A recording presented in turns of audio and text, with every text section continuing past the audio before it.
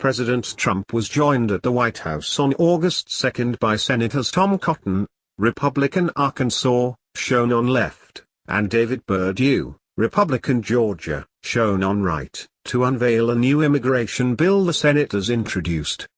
The bill, the RAISE Act, S. 1720, would replace the current permanent employment visa system with a skills-based points system, similar to the systems used by Canada and Australia.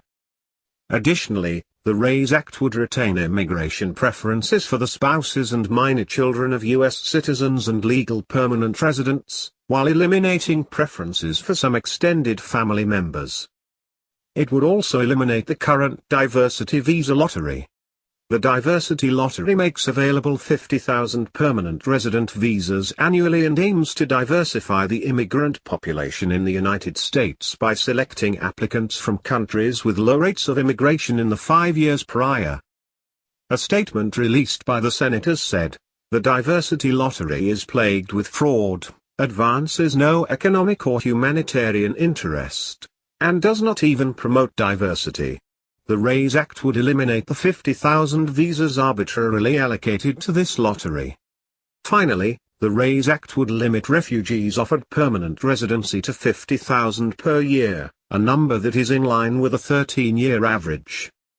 A June report in the Los Angeles Times noted that the number of refugees admitted to the United States has already been cut by nearly half in the first 3 months of the Trump administration compared with the final 3 months of the Obama presidency.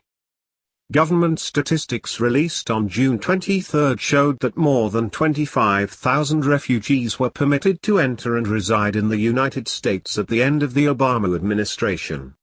In the initial months under President Trump, the number fell to 13,000.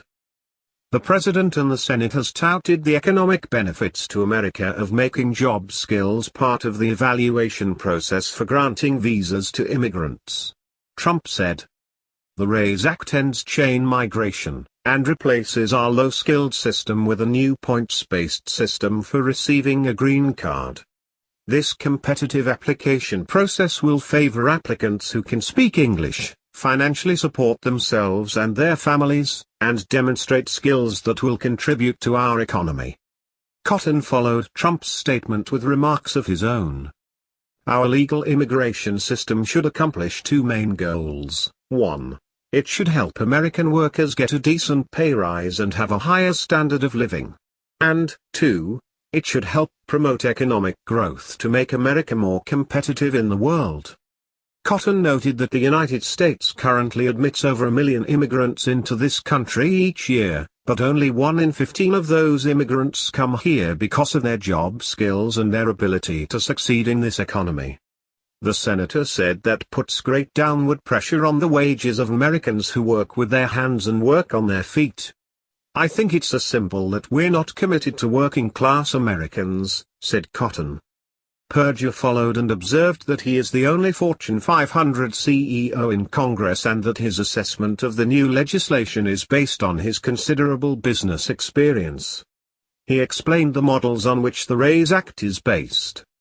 "We looked at countries like Canada, Australia, and others.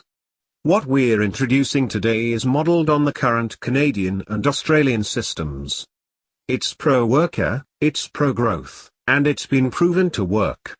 Both have been extremely successful in attracting highly skilled workers to those countries."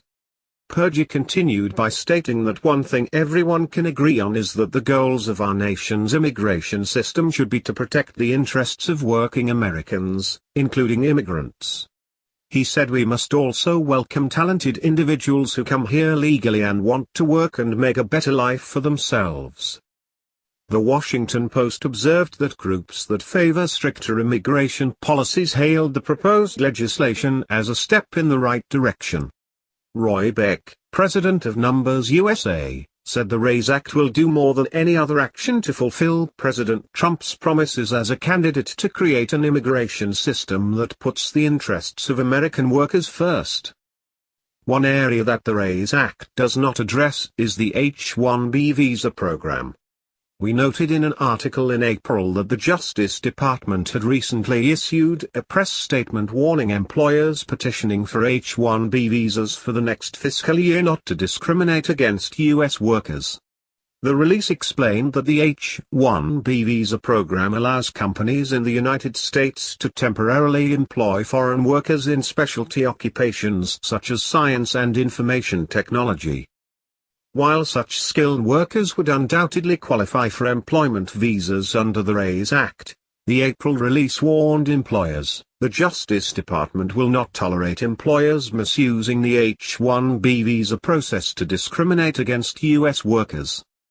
The release quoted Acting Assistant Attorney General Tom Wheeler of the Civil Rights Division, who said, U.S. workers should not be placed in a disfavored status, and the department is wholeheartedly committed to investigating and vigorously prosecuting these claims. While the RAISE Act's language clearly favors granting visas to skilled workers, the statement from the Justice Department made it just as clear that the Trump administration does not want employers to provide H-1B visas to those workers if it means displacing Americans from their